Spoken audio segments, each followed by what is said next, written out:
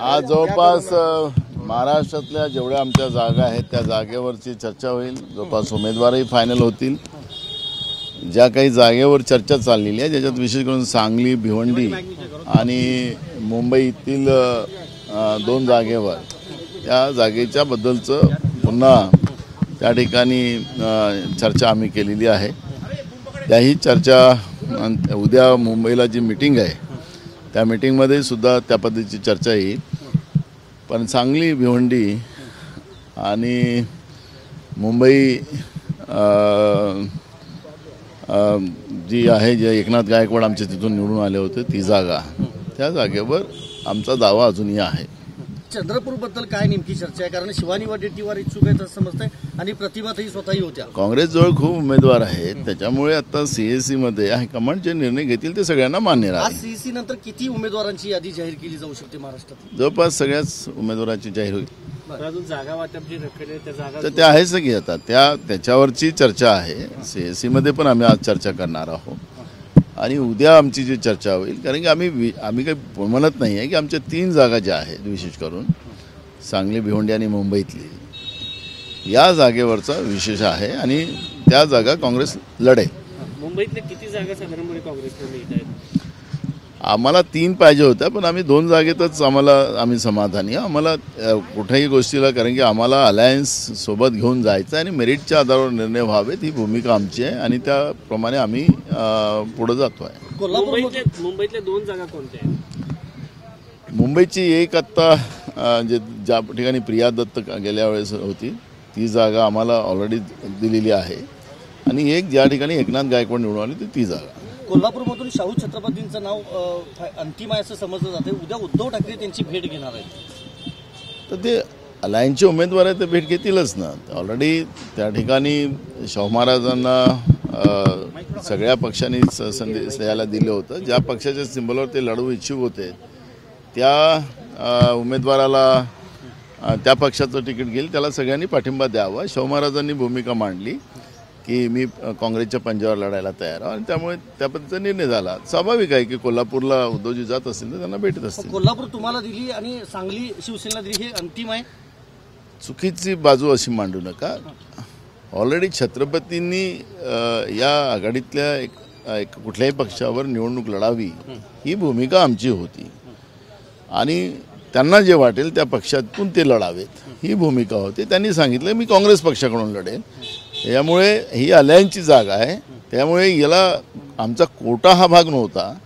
ही आम्ही तिघांनी मिळून छत्रपतींना त्या पद्धतीची भूमिका मांडली होती आणि त्या आधारावर तो निर्णय झालेला होता. उद्या शरद पवारांसोबत जी बैठक होणार आहे त्या बैठकीनंतर निश्चितपणे फॉर्म्युला घोषित करण्यात येईल का? हा, उद्या होईल ना. हिंदी में संजय राऊत यांनी टीका केली आहे तुमच्या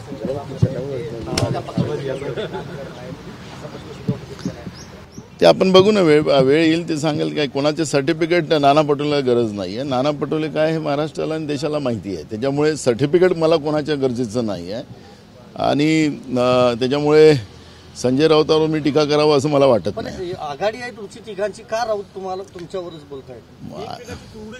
आमच्याकडे कुरगुडी नाही आहे, थोडं प्रेम आहे. किती प्रेम आहे राऊत तुमचं? प्यार को क्या नाम है? इस प्यार को क्या नाम है? ये पॉलिटिकल प्यार है. साहब हिंदी में कैसे रहा आज का मीटिंग? कितने सीएससी के कितने कैंडिडेट पे डिस्कशन हुआ? आज हम लोग हमारा सीएससी होगा कम से कम 18 जगह पे हम लोगों का आज डिस्कशन होगा.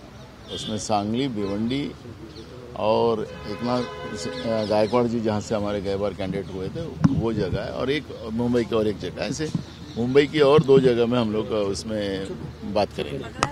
आज जैसे खड़गे जी से आपने मिला, मुलाकात करी, क्या ब्रीफ किया, क्या मीटिंग में रहा? देखो, जो स्थिति महाराष्ट्र की पॉलिटिकल है वो स्थिति से उनको अवगत कराया. हमारे प्रभारी भी चन्नीथला जी भी साथ में थे, सभी हम लोग प्रमुख लोग थे और उसके आधार पर आज चर्चा हुई.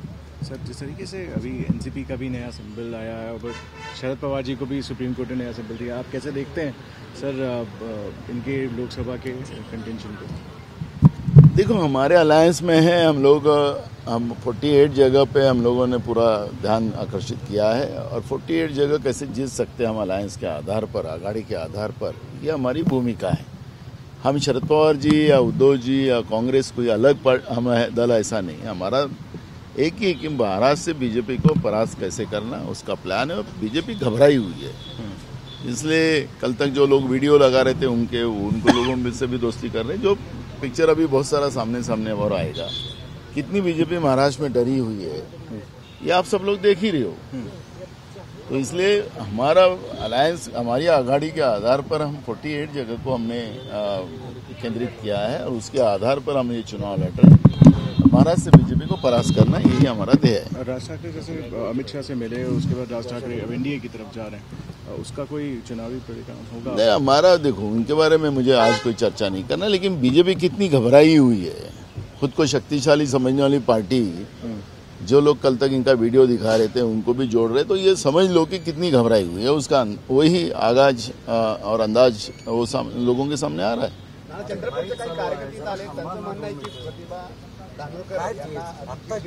या हायकमांड त्याला निर्णय करेल, कार्यकर्त्यांच्या भावना ह्याही लक्षात घेतल्या जातात, पण हायकमांड याच्यावर निर्णय घेईल। थँक्यू।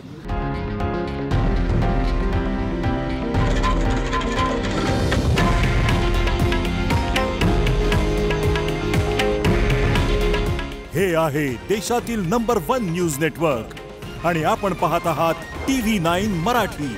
काळजी तुमची, हित महाराष्ट्राचं।